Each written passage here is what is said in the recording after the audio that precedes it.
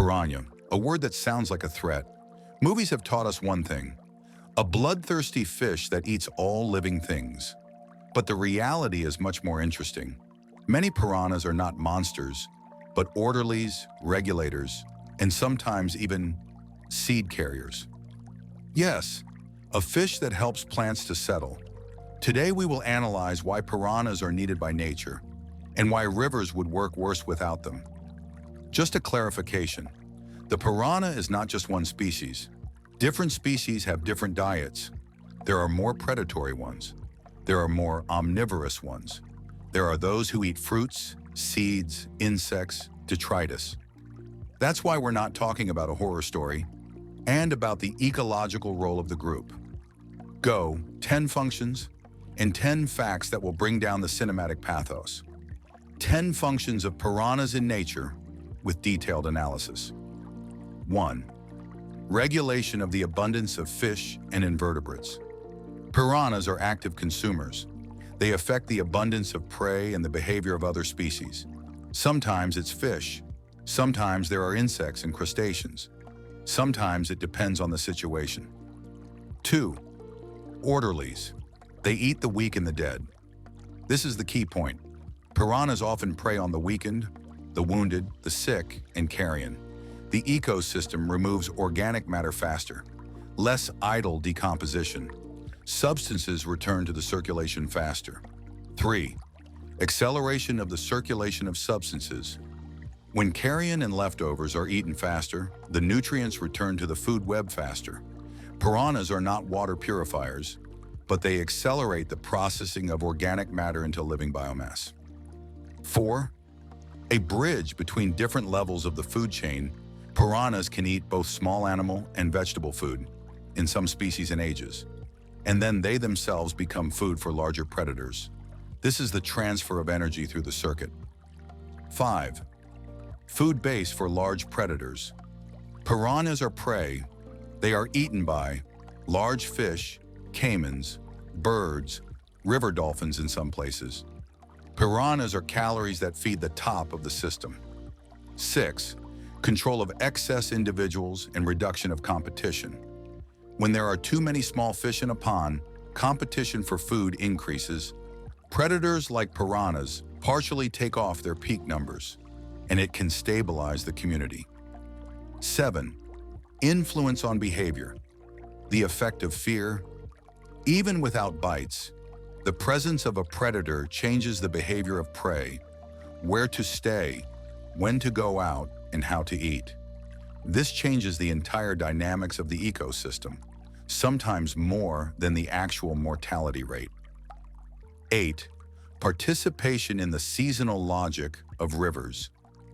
In tropical rivers, many things live according to the water season. Floods, flooded forests, new feeding areas. Piranhas use these windows to feed, move, and spawn. They are built into the rhythm of the river. 9. Seed distribution, yes, by fish. Some species of piranhas / related forms feed on fruits, and the seeds can be transported for kilometers across the floodplain. There is data on tracking such seed-bearing fish at a distance of more than a few kilometers. This is an unexpected role. Piranha as part of the forest logistics. 10. System health indicator. Piranhas stay where they are. Shelters, food, and a live food web. If there is bare water without a structure, the community changes, and piranhas also change their numbers and behavior. Not a perfect sensor, but it's very revealing. 10 unusual facts about piranhas with detailed analysis. 1. They eat people is a general myth. Piranhas can bite, but the mass manhunt is a legend. Recorded bite outbreaks are often associated with specific conditions and fish behavior. 2. Most bites are solitary and often defensive. There are medical descriptions of bite outbreaks where the typical profile is a single bite, often in the context of protecting territory / offspring. That is, it's more often, leave me alone rather than eat me. 3. Piranhas are not always group hunters. A pack can give you a sense of threat, but cooperative hunting like wolves is not a basic rule. More often, it is a joint feeding or protection rather than an organized team. That's why movies are so fond of exaggerating. 4. Their diet is broader than fish for different species and ages. Fish, insect, crustaceans, plant parts, fruits, seeds, detritus. And that makes them resilient. 5. They have a razor in their mouth, but it is being updated. Piranhas change teeth in blocks, and this is an unusual replacement system. The logic is simple: blunted, updated. 6. Bite is not magic, but mechanics. Strong jaws, tight teeth fit, effective geometry. Therefore, they cut quickly and cleanly. Not a demon, but engineering. 7. Stress and environmental conditions greatly change behavior. Shallow water, food shortage, compressed space, spawning and protection. It is in such conditions people get bitten more often. 8. Piranhas are important as a sanitation team. This point is worth repeating because it is the main one. They prey on carrion and the weak. The system rots less, the system processes faster.